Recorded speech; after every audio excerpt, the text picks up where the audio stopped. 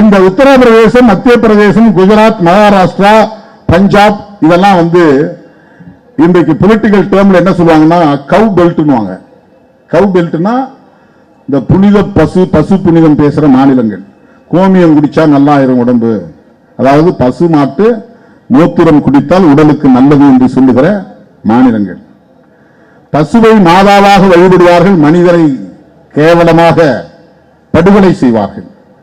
ஹரியானாவில் செத்த மாட்டு தோலை உரித்ததற்காக 5 தலித் இளைஞர்களை அடித்தே கொன்றார்கள்.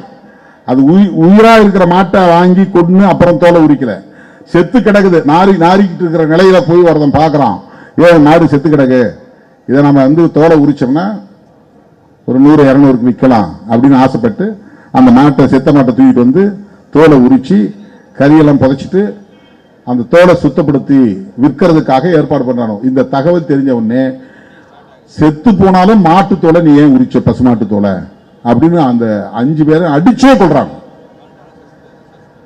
மாட்டை விட மனிதனை கீழாக கருதுகிற உளவியல் தான் சாதி உளவியல், சனாதன உளவியல்.